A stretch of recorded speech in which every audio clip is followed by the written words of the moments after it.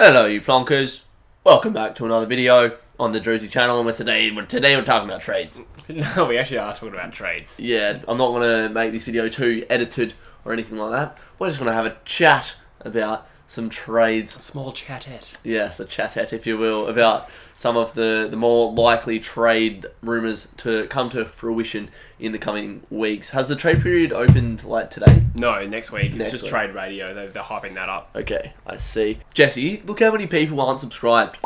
Is that real? That's real, bro. Wow. If you're watching this video and you aren't subscribed, I don't like you. But if you click the red button that says subscribe and like the video, you will become my friend. So please consider subscribing if you're enjoying the content. Anyway, let's get on with the video.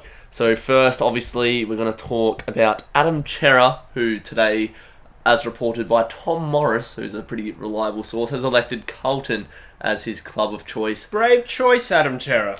Very brave. I don't get... What's the point? What does he see in Carlton? And I was talking to you last night, like... I've been trying to come to terms with this for a long time, as you know. But, like, what is actually the pull to Victoria for Adam Cerra, other than being at home? Yeah, I don't know. It's not something I can really relate to. I've lived away Yeah. from home my whole life, really. So, I don't know. I can only think, like, sometimes, and I'm not saying this is the case with Cerra, but sometimes, you know, a girlfriend is a factor or something like that. Or he could actually have personal reasons to go home. We don't know. But it's not obvious to us why he would want to join Carlton, to be honest. Yeah, not at all. They are doing some work this trade period. They are, Who yeah. else have they got in from Sydney? What's his name? George Hewitt's unconfirmed yet, but it probably will happen. Another trade rumour, just another one in the pile. So yeah, Carlton obviously hold pick 6 and 25. That's probably just about worth Cerra. Just about, I reckon. It's hard to let him go, but given like a first round pick, and what's the start of the second round? I'm a bit of a draft noob. Well, it's 18 teams, so 19. Okay. But then the end of the first round gets pushed back when there's father-sons Yeah, or okay. academies or compo picks. Yeah, and stuff, okay. So 6 and 25, first round, probably a second rounder. Yeah. As well. Yeah. In there, and coming to Freo, we've got Jordan Clarke, who apparently has had meetings with the club, and a 4-year deal has been snuffed out by reporters. So, Jordan Clarke, he's a player who I like a lot. He was drafted as a defender. In his first year, I think he played just about every game for Geelong, and ever since he's sort of been in and out of the side. But I like his versatility. He can play in defence, he can play on the wing, he can play through the middle, and he can play up forward as well. I'd probably like to see him maybe up forward or on the wing. I feel like our defence is pretty solid and it's pretty immature as well. So chucking another youngster into that mix, I don't think will... Farts, boobies, butt cracks. Yeah, something like that. But yeah, this was reported by the Herald Sun. I'm not sure what we will give up for him. We hold pick 8 and 27, which seem a bit high for Jordan Clarke, but he is contracted. So. Geelong has asked for a late first, early second, I believe. So around about pick 20 is their asking price for a contracted Jordan Clarke. Yeah, pretty stinky. That's they're asking a lot, but yeah, as I said, I do rate Jordan Clarke. I feel like if he had been played consistently, he probably would have been worth that. But he's been starved a bit. Yeah, but from Geelong's perspective, he's contracted, so they have no reason to let him go. And that's the opposite of Adam Cerra here. So Fremantle has the weakness in the Cerra deal, and they have the weakness again in the Jordan Clarke deal, unfortunately, which is rare, because normally when they play lead for them, it's Weller and I don't know about Langdon, but Hill and Neil, I think they were all contracted, so you got really good deals for them. In theory, it might not go down this way.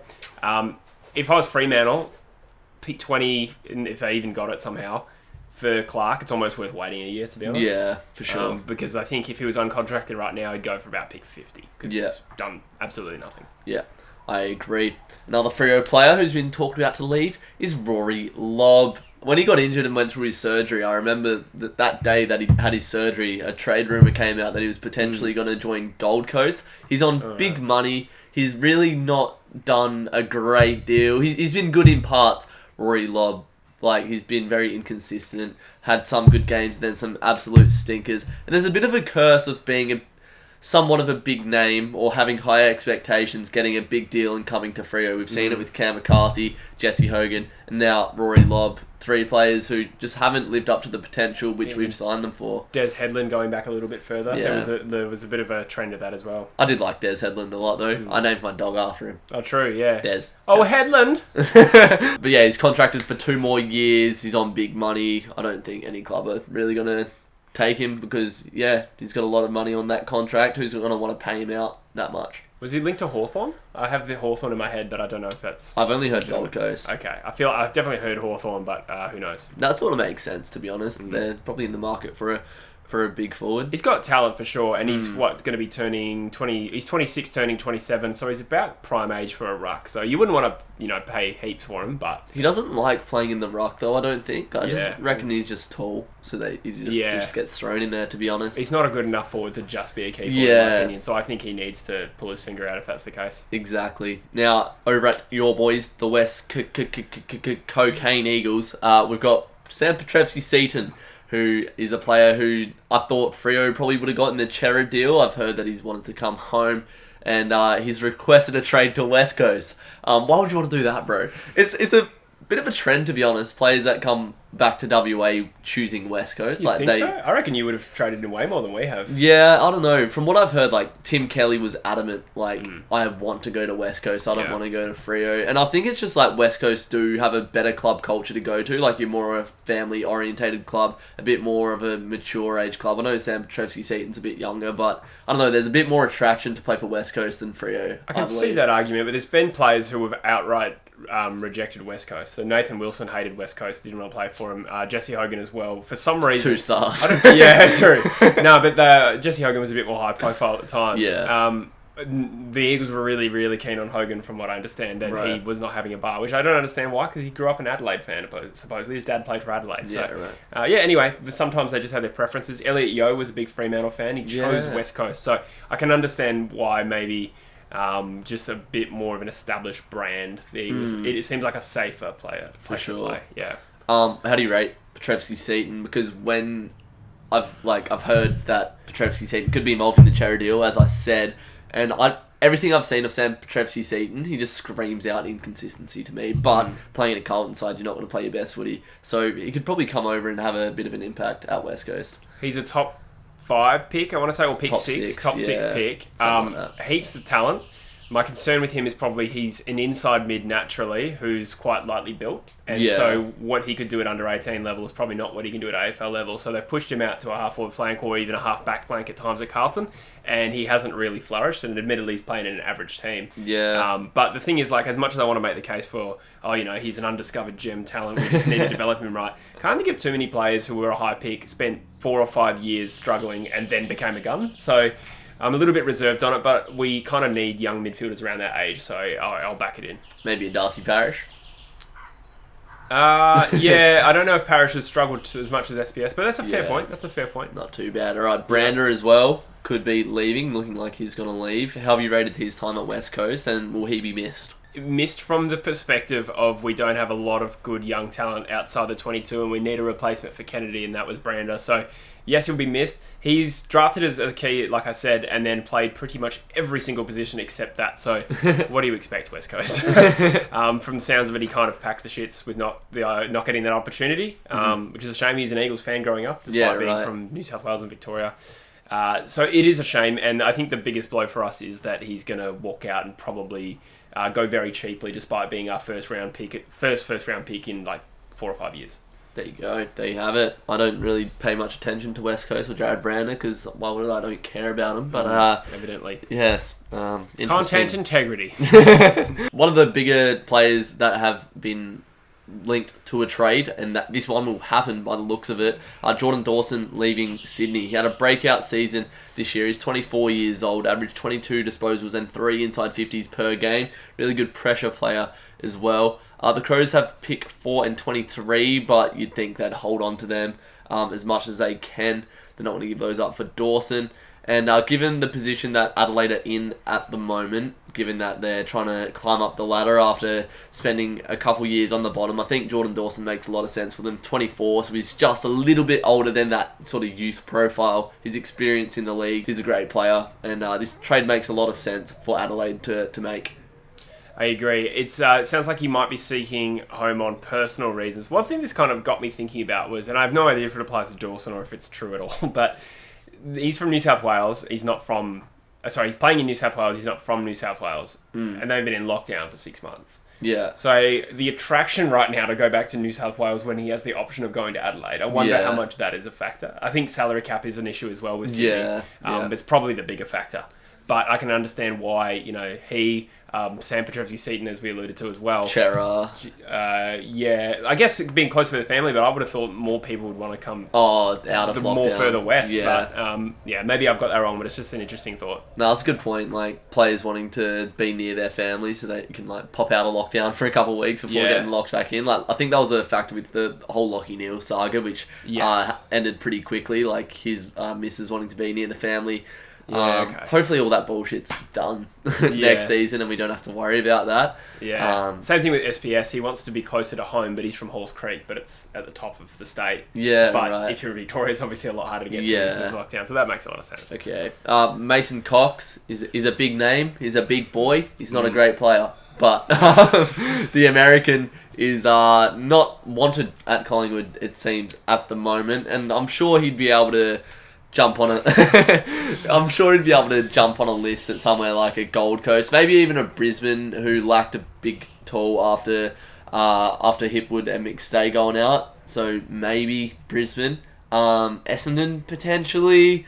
Does anyone want Mason Cox? Would you take him at West Coast? No. Why not? I think he would cause a bit of a glut with us because he's a shorter term option. And he's got such a massive ego on him for a player that's really not that great. Yeah, I know. Hopefully he proves me wrong though. Yeah. I don't know.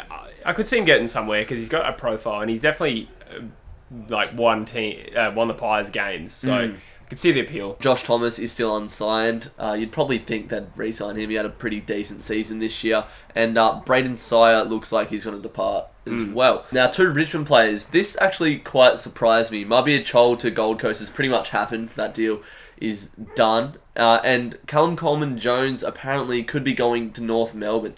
So 2 players that are under the age of 24, 23 in that range. Callum Coleman-Jones showed quite a lot of promise this year, I thought, up forward. Given that Jack Riewoldt probably going to play his last season or 2, it didn't really make sense seeing that Callum Coleman-Jones was going to depart. I'm not sure why. Maybe he's trying to get more money or something like that, going to North Melbourne. But from a Richmond point of view, this just doesn't make sense for me, given that they have an ageing list and they're getting rid of 2 young players. Mabia Chol especially, that game against Brisbane where he kicked 4 goals, you saw the potential that he has. They're letting go quite a lot of talent here, I believe, Esteban. Yeah, I wouldn't underrate the factor of teams at the top, or at least who have been at the top, being really, really tight with their salary. I think that's an underrated factor here, because I think Richmond would love to keep a Coleman-Jones in particular, and also Chol. There's so many players unsigned across the league right now. I don't remember this many players that you go, oh, they'll get signed, still unsigned right before trade period. I could be wrong, but I don't remember it that way. And another one's Josh Rotham, who is, I don't know if he's going to be at the Eagles next year. I think he was either going to be delisted or traded at this point. And that's crazy. He played 19 games or something. And he won the grand final sprint. He did, yeah, exactly right. 2-1 in derbies this year. Yeah. That sucked, hey. I hate how they went along the arc, they actually measured out. Yeah. I'm fuming. I think Coleman-Jones would almost certainly be money. Yeah. Oh, probably both of them, actually, if he's going to Gold Coast Chol. Although he's a Queenslander, so there's that as well. But Coleman-Jones, that is a blow. You'd think in normal circumstances Richmond would try everything they can to keep him. I can only think North are offering him a disproportionate contract. But the other thing is, Richmond just got in Robbie Tarrant, who wouldn't have been worth nothing. So they must have some money. It doesn't really make sense. Chol and Coleman-Jones have been in and out of the Richmond side as well. They're going to slot into the best 22 at North Melbourne and Gold Coast as well. So that could potentially be a factor, just wanting to play more footy at the top level. And the last one, Patrick Lipinski apparently could be going to the Pies from the Western Bulldogs. And he had a breakout year a couple years ago. I remember being very impressed by him. I predicted him to be one of the breakout players last year in a video that I did. In 2019, he averaged 21 disposals. So he's shown that he can be a consistent contributor to a side at the top level. But he hasn't been given a consistent game at the Bulldogs for whatever reason. Obviously, they're a hard side to crack into at the moment, being in the grand final. This still makes sense to me. We're going to do videos like this more often, or I will anyway. Hopefully I'll get Esteban involved for his top-notch analysis. The season's done, but there's going to be plenty of trade stuff, draft content as well. Druzy United, that's going to keep on running, and vlogs and whatnot as well. So the channel will still be rolling. I'm going to boot up a podcast at some point as well if I can get my act together. So we'll see you for all of that. See you in the next video. Take care, you plonkers.